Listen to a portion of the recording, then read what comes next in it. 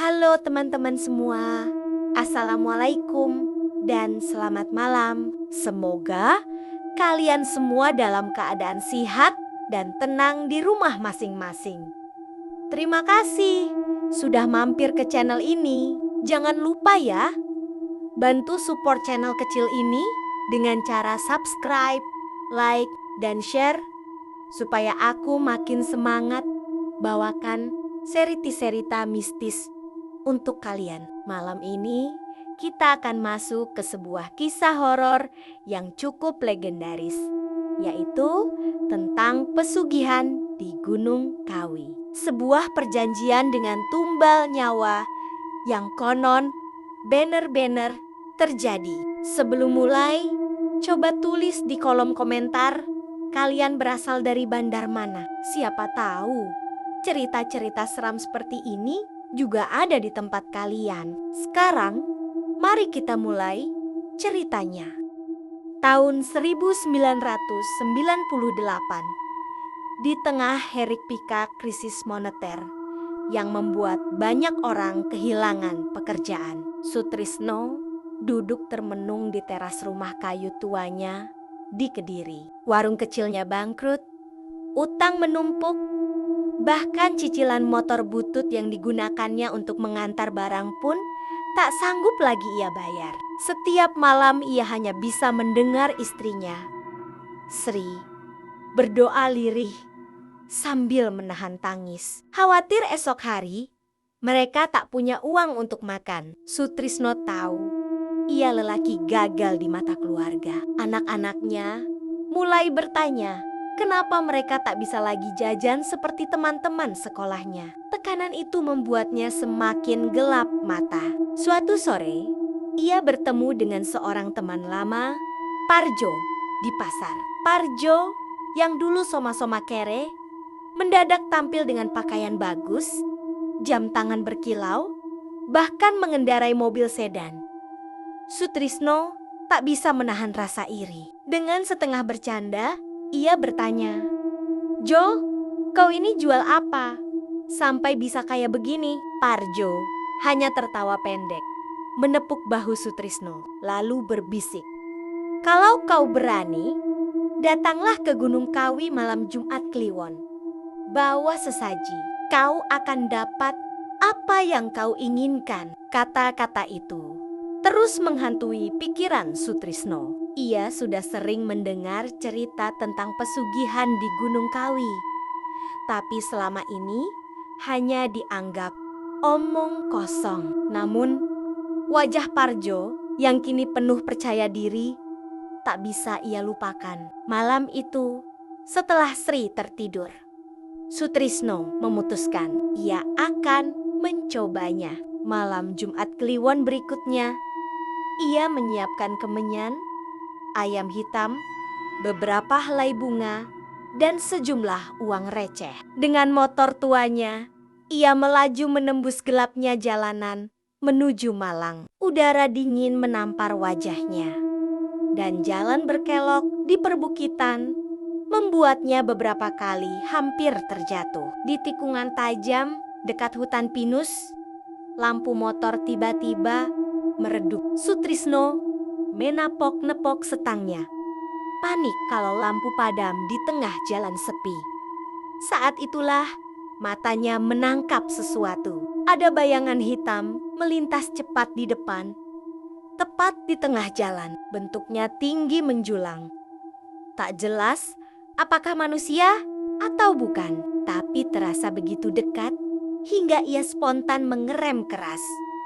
Motor oleng hampir masuk ke parit. Sutrisno turengengga menoleh ke kiri dan kanan, tapi jalan sepi. Hanya suara angin dingin yang menderu di telinganya. Ia mencoba menenangkan diri.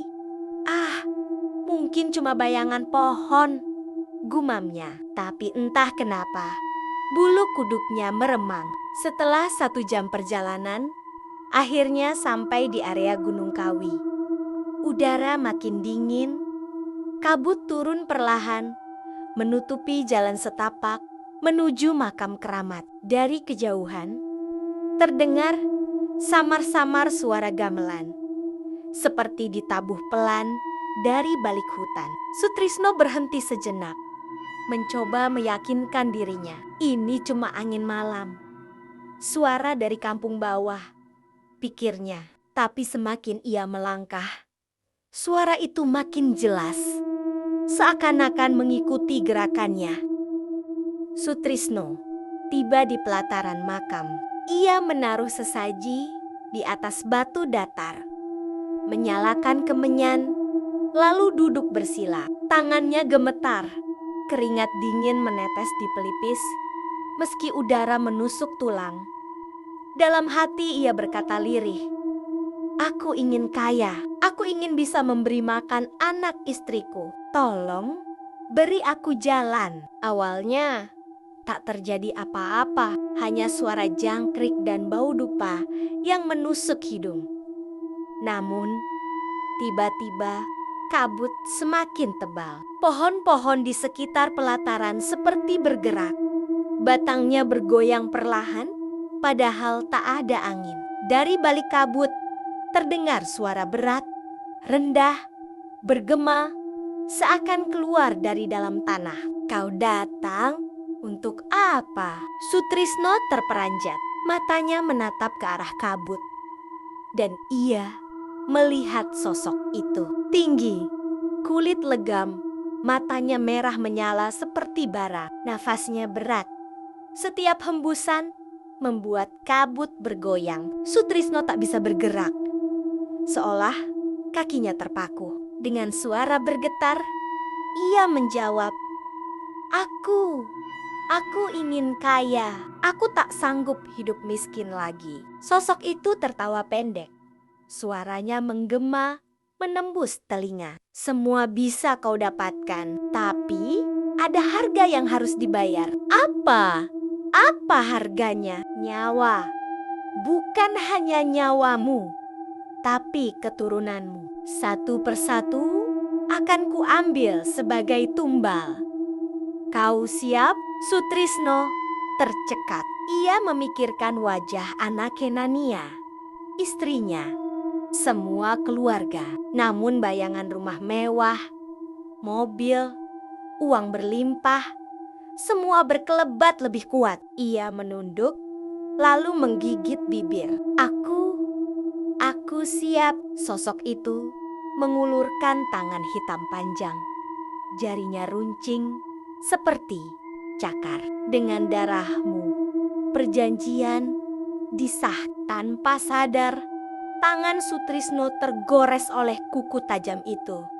Darah menetes ke atas sesaji. Angin berhembus kencang, kemenyan padam, suara gamelan mendadak berhenti. Malam menjadi sunyi, terlalu sunyi. Seperti seluruh alam menahan napas. Sosok itu menghilang ke dalam kabut. Tapi suaranya masih terdengar bergema di telinga Sutrisno. "Mulai malam ini, kau akan mendapat apa yang kau inginkan. Tapi jangan lupa, aku akan menagih." Sutrisno terkulai lemas di atas tanah. Keringatnya bercucuran. Jantungnya berdegup kencang. Tapi di sudut hatinya ada rasa puas. Ia merasa sudah mengambil langkah besar untuk mengubah hidupnya. Tanpa menoleh lagi ke pelataran itu, ia segera naik motor dan melaju pulang. Tapi sepanjang jalan, suara gamelan samar itu masih terus terdengar, seakan mengiringinya pulang hingga jauh dari Gunung Kawi. Sejak malam perjanjian di Gunung Kawi itu, hidup Sutrisno berubah drastis. Awalnya hanya hal-hal kecil, seperti dagangan yang laris tanpa alasan jelas. Orang yang biasanya hanya mampir sebentar ke warung kecilnya, tiba-tiba berbondong-bondong membeli. Tak lama, ada tawaran besar datang dari seorang pengusaha kayu di Kediri. Kontrak itu membawa keuntungan luar biasa. Dalam waktu kurang dari setahun, Sutrisno yang dulu terjerat utang, kini punya rumah baru di pinggir kota, berdinding tembok tinggi, catnya mengilap, lantai berubin keramik. Sri semula terkejut, tapi bahagia melihat perubahan suaminya. Anak-anak bisa bersekolah dengan layak. Bahkan, Sutrisno membeli mobil bekas yang masih terlihat gagah. Namun, ada satu hal yang selalu ia simpan rapat-rapat. Suara berat dari penunggu Gunung Kawi yang bergema di telinganya malam itu. Janji yang sudah ia ucapkan. Ia mencoba menyingkirkan dari pikirannya. Berpura-pura lupa pada suatu malam ketika ia mengadakan hajatan syukuran rumah barunya. Halaman dipenuhi tetangga, lampu warna-warni digantung, musik dangdut keras terdengar, aroma sate dan gulai memenuhi udara. Semua orang kagum melihat betapa kayanya Sutrisno sekarang. Tengah pesta, tepat ketika penyanyi naik ke panggung, tiba-tiba listrik padam. Seluruh halaman gelap gulita, hanya tersisa cahaya bulan pucat. Suara orang-orang riuh, anak-anak menangis. Dalam kegelapan itu, Sutrisno mendengar bisikan berat di telinganya. Jelas sekali, seakan hanya beberapa jengkal dari wajahnya. "1, sudah kuambil." Sutrisno terdiam. Tubuhnya kaku. Lampu menyala kembali beberapa detik kemudian. Tamu-tamu bertepuk tangan lega. Tapi mata Sutrisno kosong. Ia teringat perjanjian itu. Malam itu juga, anak bungsunya demam tinggi. Tri panik, membawa ke dokter. Tapi tak ada yang bisa menjelaskan sakitnya. Tubuh anak itu panas luar biasa. Matanya sayu, bibirnya membiru. Hanya butuh 2 hari sampai nyawa anak itu melayang. Tangisan Sri pecah memenuhi rumah. Sutrisno hanya bisa menatap jenazah anaknya dengan wajah pucat. Hatinya hancur. Tapi di dalam lubuk terdalam, ia tahu inilah harga dari perjanjian itu. Hari-hari berikutnya, Sutrisno makin kaya. Usaha kayunya meroket. Ia membeli truk-truk besar untuk mengangkut kayu. Orang-orang menyebutnya juragan dengan rasa hormat. Namun, di balik semua itu, ia selalu dihantui bayangan wajah anaknya yang pucat, seakan menatap dari balik pintu setiap malam. Beberapa bulan kemudian, kabar duka kembali datang. Adiknya yang sedang mengantarkan kayu ke Surabaya mengalami kecelakaan parah. Truknya remblong di tanjakan, menabrak deretan mobil, dan tubuh adiknya ditemukan remuk di balik setir. Sri yang masih berduka kehilangan anak, kini meraung lagi. Ia memandang Sutrisno dengan tatapan curiga. Kamu sebenarnya sudah melakukan apa?" Suaranya gemetar, penuh amarah, bercampur takut. Sutrisno mencoba menghindar. "Aku hanya kerja keras, semua ini rezeki. Jangan berpikir aneh-aneh." Tapi Sri tak pernah benar-benar percaya. Ia sering mendapati suaminya terbangun tengah malam, duduk diam di ruang tamu sambil menatap kosong. Suatu malam, saat hujan deras mengguyur, Sri terbangun karena merasa kamar begitu dingin. Ia menoleh, melihat Sutrisno tertidur pulas di sampingnya. Namun, ada sesuatu di sudut kamar. Sebuah bayangan tinggi berdiri, menatap dengan mata merah menyala. Sri tercekat. Mulutnya ingin berteriak, tapi suaranya hilang. Bayangan itu perlahan melangkah maju, lalu berhenti tepat di samping ranjang. Sri menutup matanya rapat-rapat. Tubuhnya bergetar hebat. Saat ia membuka mata lagi, sosok itu lenyap. Hanya suara hujan deras yang tersisa. Keesokan paginya, ia menangis, memaksa Sutrisno bicara. "Aku lihat ada sesuatu di kamar. Aku tahu ini bukan rezeki biasa. Kau sembunyikan apa dariku?" Sutrisno hanya terdiam. Bibirnya bergetar, tapi tak ada kata yang keluar. Sejak itu, rumah besar mereka yang seharusnya penuh tawa justru jadi tempat sunyi.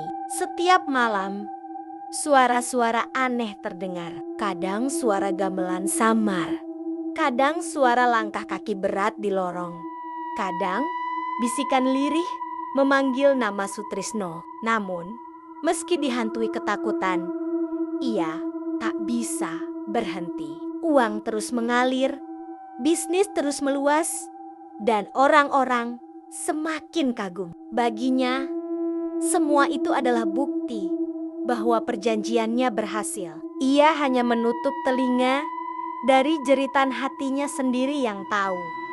Satu demi satu, tumbal sudah diambil. 10 tahun berlalu sejak malam perjanjian itu. Tahun 2008, Sutrisno kini dikenal sebagai juragan besar di Kediri. Rumahnya megah, mobil berderet di garasi, tanahnya luas.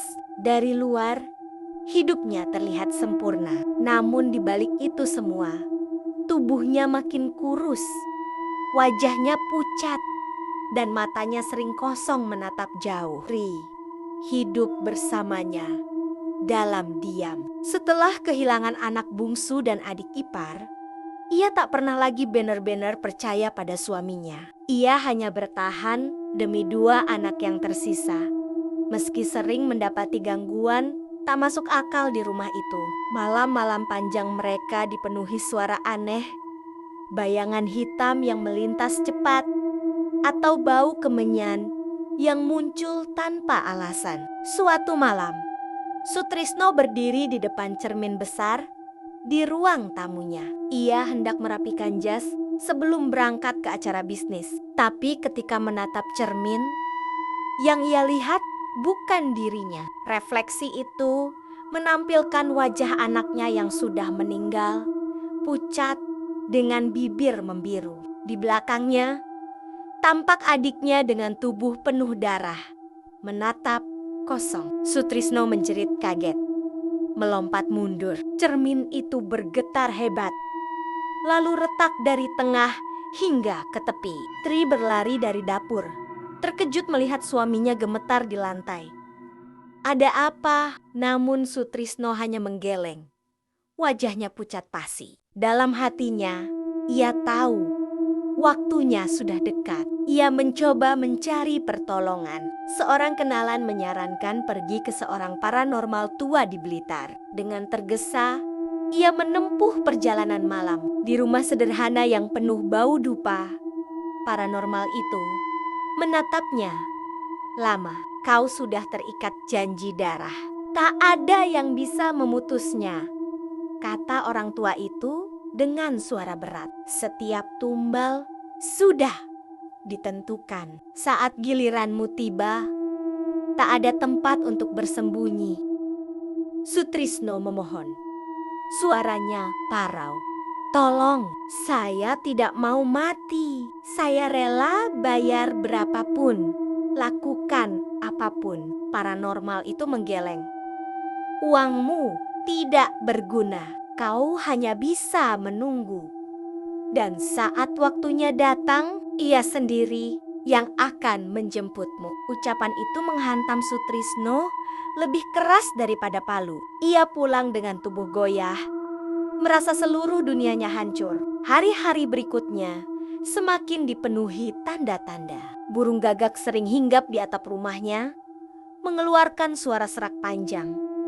Cermin-cermin di rumahnya bergetar sendiri. Tubuhnya semakin kurus, meski makan banyak, seolah dagingnya perlahan dilucuti dari dalam. Pada malam Jumat Kliwon, langit Kediri diguyur hujan deras.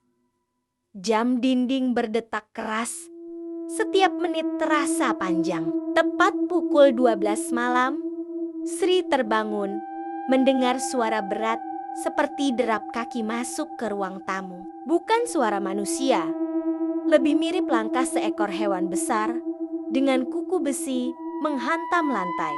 Ia mengguncang tubuh suaminya, tapi Sutrisno sudah duduk di tepi ranjang dengan mata melotot, wajahnya pucat. "Dia sudah datang," bisiknya. Pintu kamar berderi terbuka sendiri.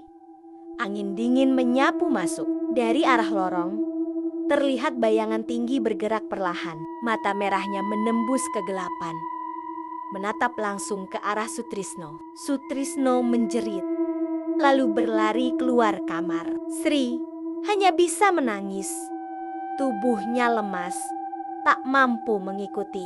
Ia mendengar suara pintu depan dibanting keras, diikuti raungan mesin mobil. Di tengah hujan deras, Sutrisno mengemudikan mobilnya secepat mungkin ke arah Malang. Jalan licin dan berkelok tak ia pedulikan. Dalam kaca spion, ia terus melihat bayangan hitam duduk di kursi belakang, menatap dengan mata merah menyala. Nafasnya berat, memenuhi kabin mobil. Janji harus ditepati. Suara itu bergema, membuat Sutrisno hampir kehilangan kendali. Di tikungan tajam dekat hutan pinus Gunung Kawi, mobilnya oleng.